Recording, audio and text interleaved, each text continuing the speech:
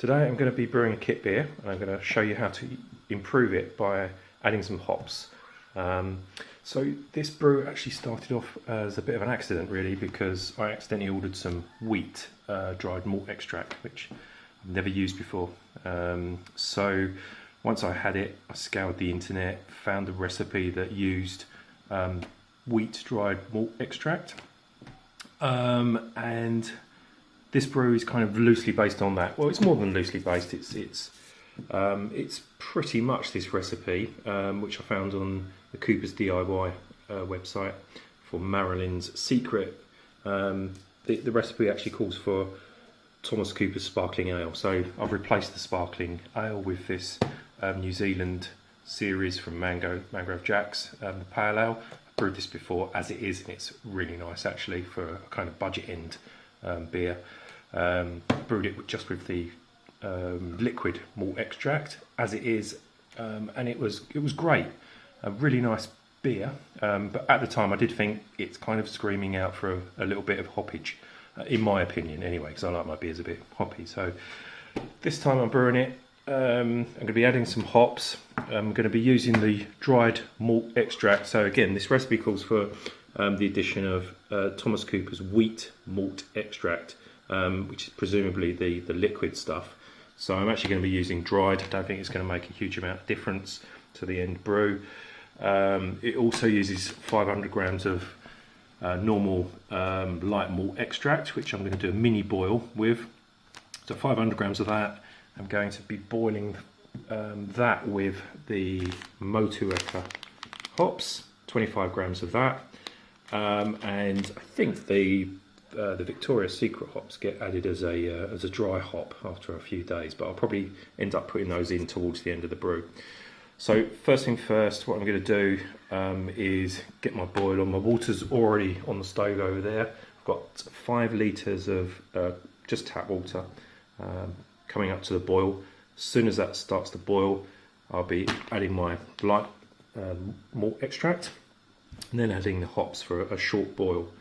Actually, what's not on the table here, and I think I probably will add, is just a little bit of a Protafloc tablet, maybe 5 minutes into the boil, just to help clarify that sort of wort that we're going to be adding in to our beer. So basically, just going to do that little mini boil.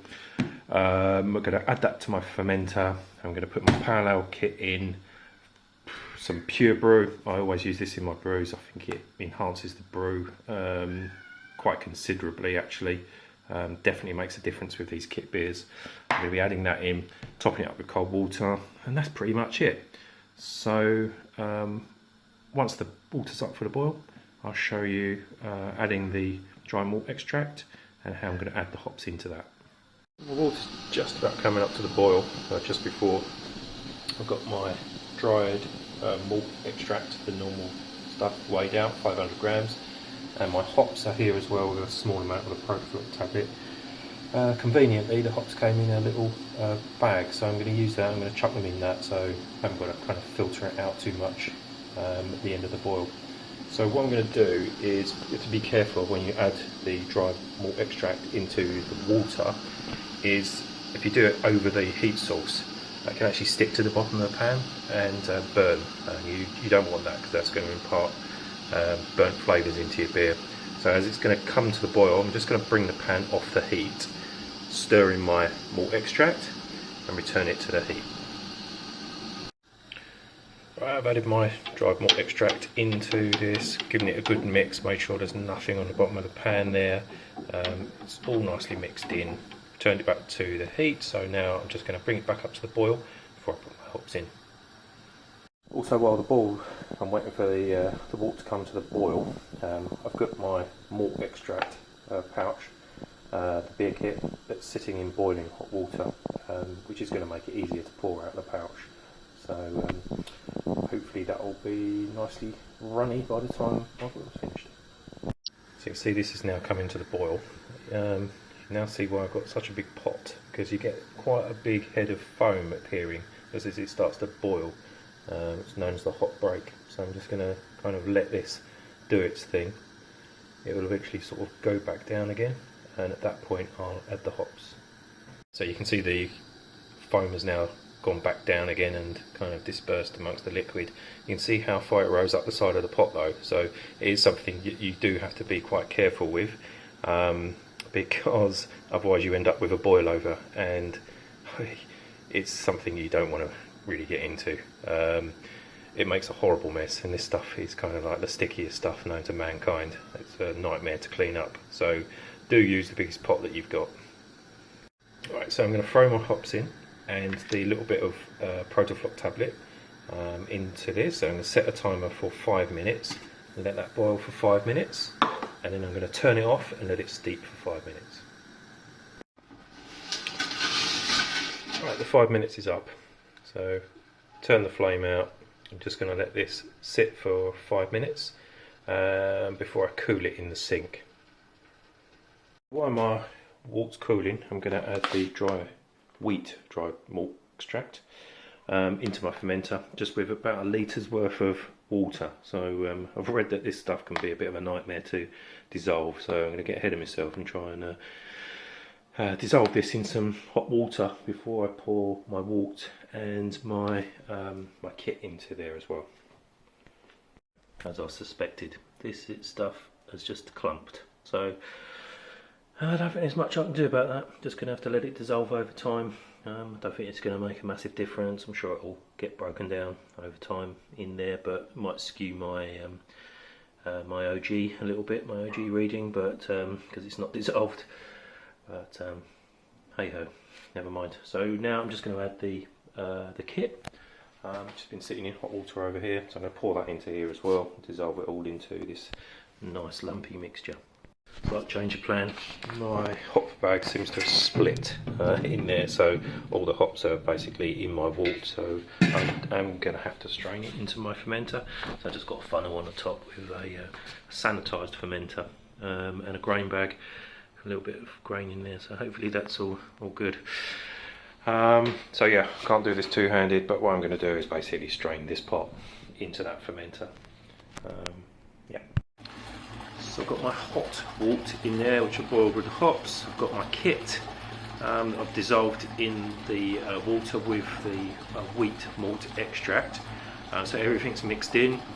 I'm just running the cold tap water into it now, just from a height, which gives it a little bit of aeration. So you want to get a bit of oxygen into the malt at this stage to give the yeast a nice head start. As you can see, it's foaming up, it's getting some oxygen in there at the same time. Hopefully the tap water's cold enough at the moment still to bring the temperature down a bit. So what I'm hoping is once I get up to 23 litres, it's going to be hopefully pitching temperature for the yeast. Topped up to the 23 litre mark. Temperature is between 18 and 20, so absolutely perfect for pitching the yeast. At the same time as I'm going to pitch the yeast, I'm going to add my pure brew. So it's a teaspoon of the powder mixture, which I think is the yeast nutrient, and one of these crushed tablets. I'm not too sure what they are, but I don't think they're the same as Camden tablets. I think there's something else. But you add one crushed tablet, 1 teaspoon of that, and I'll also be pitching the yeast. So I'm going to actually add the kit yeast that came with the kit. Not entirely sure what it is. That's all it says on there.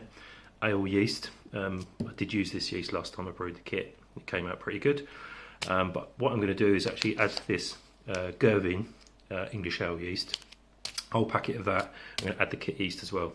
So a packet of this and a packet of that. So just out of interest, I took a hydrometer reading, even with that clumped up wheat extract. So around about 150. So I don't know where this is going to finish. Looks like it could be a bit of a lively one, this one. There she is, all tucked up next to some turbo cider. Hopefully going to make friends with that. Probably going to ferment this for a couple of weeks. I have no idea. Ale is the working title of this beer. If it works out alright, I might call it the Bob Ross beer, a happy little accident. If it doesn't work out, I don't know. I'm sure it'll be drinkable anyway. Okay, welcome back. So this beer had a working title of Ale. I had no idea how it was going to turn out. It started off with a bit of an accident. as I'd accidentally ordered some dried wheat malt extract, and I'd never used that before. So after having looked around on the internet, I found on the Cooper's DIY site interesting looking recipe called Marilyn's Secret, which used sparkling ale, as I've listed at the start of the video. So you know all of that.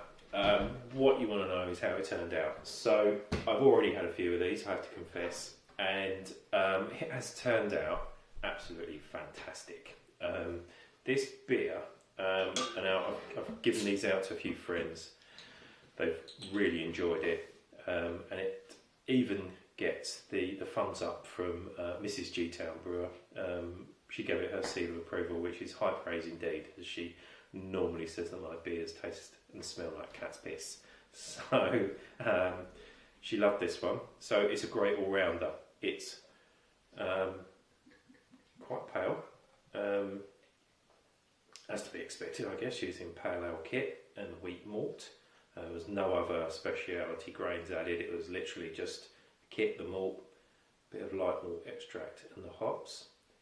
It's got a slight haze to it, but I think that is due to the wheat malt that I added, and a bit of a kind of combination of yeasts, the Gervin and the Kit yeast. But you know what, it is delicious. It's got Motueka hops in, which is one of my favourite hops anyway. Really nice citrus, not too overpowering like kind of Citra or those sort of hops.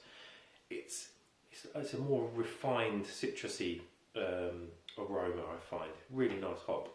And it was the first time using Victoria's Secret as well, and that's really added something to it. It's not a big in-your-face beer. It's one of those beers that once you've had one or two of, you really start to get it, and it's like, yeah, I could just do with another one. One slight word of warning is it's not a wheat beer. It finished off about 5.5%, so you know, it's probably not a session beer, but it is very drinkable. It's hoppy, but not too hoppy. You know the hops are there. It's got a wonderful aroma.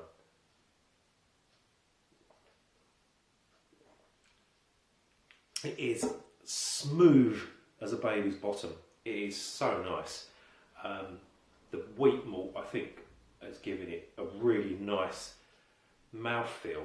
Don't know what other term to use, but it's just so nice to drink. Bring it up to sip it, and you get a waft of the hops. And as I say, it's not too hoppy. It's not in your face.